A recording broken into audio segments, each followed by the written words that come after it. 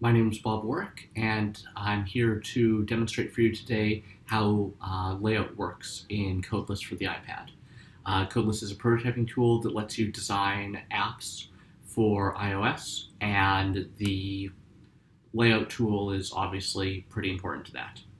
So we're going to start by adding just a view into a demo app that we're doing here.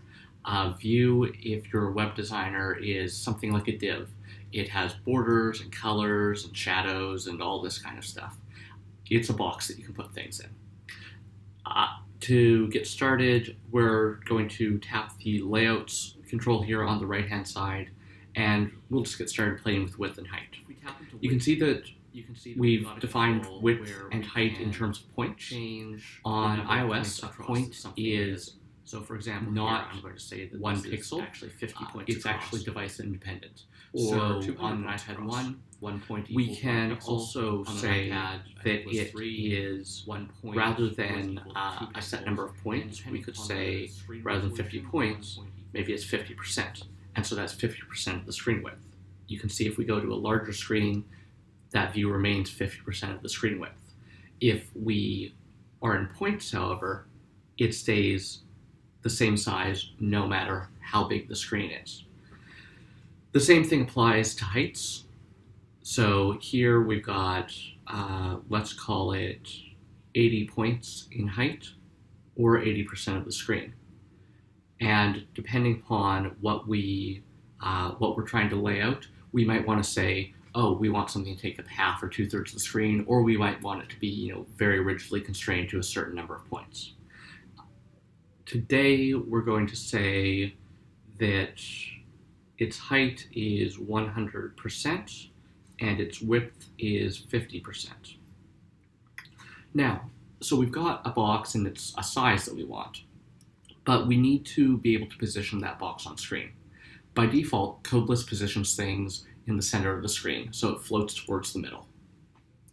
However, we can attach different anchors to place our view, or to place any kind of control against a specific edge. So for example, if we tap here on left edge, it creates an anchor to say that the left edge the left edge of this view is aligned to the left edge of the root view.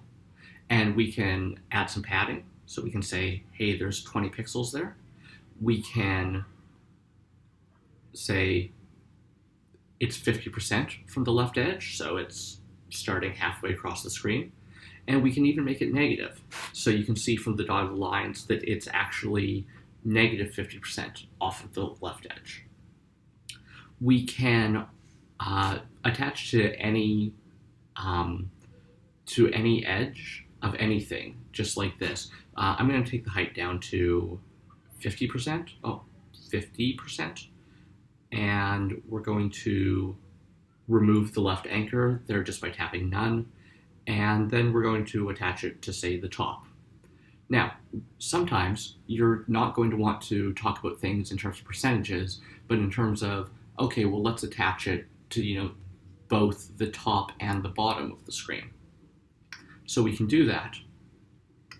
And as you can see, we have the height turns to, say, responsive, because now that we've got more than one thing on the vertical axis that it's constrained to, it's going to automatically resize itself accordingly.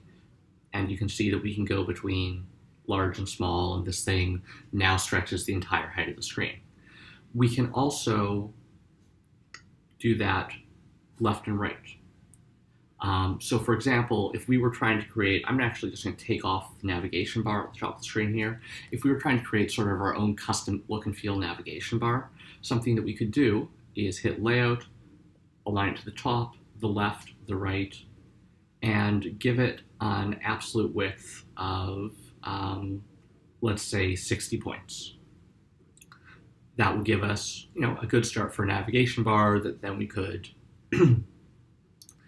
maybe we could futz around with the colors a little bit on, maybe add a bit of a shadow, that sort of thing. And so that would give us the ability to create our own custom bar quite easily. The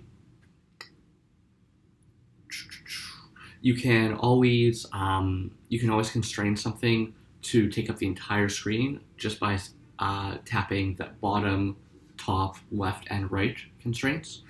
Um, and then one more thing I want to show you is if we add another view into the mix here. Oh, whoops, sorry, I added that as a sub view. I want to add as a sub view the root view. If we add another view into the mix, we're not limited to constraining against the size, against the edges of the screen itself. So I'll tap layout here, and I'll say that I want the top edge of this view to be aligned to the bottom edge of that other UI view.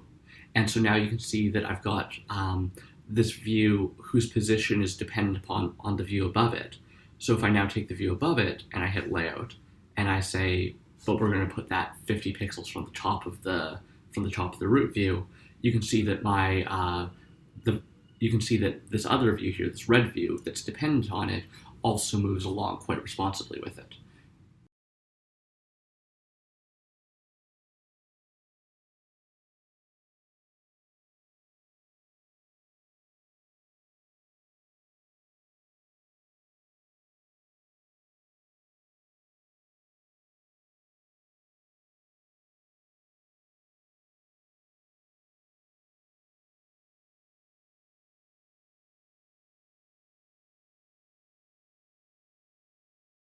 And you can see that works no matter what the screen size we have.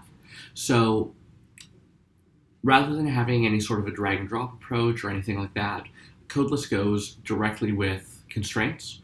This should be pretty familiar with anybody who's used to positioning things with CSS, where they might say top, bottom, left, right, and define a number of pixels or a percent off of it. And the reason why we've decided to go with this is because it's totally responsive. And when you create a design in this way, you're not going to find out that, okay, now you need to figure out how that design is going to expand or contract. So thanks so much for taking a minute to learn about layout constraints on Codeless. Just a reminder that if you'd like to get your hands on this software and start creating your own apps, you can sign up for our next beta group at www.launchwithcodeless.com. And we're super excited to get this out to you. So thanks so much.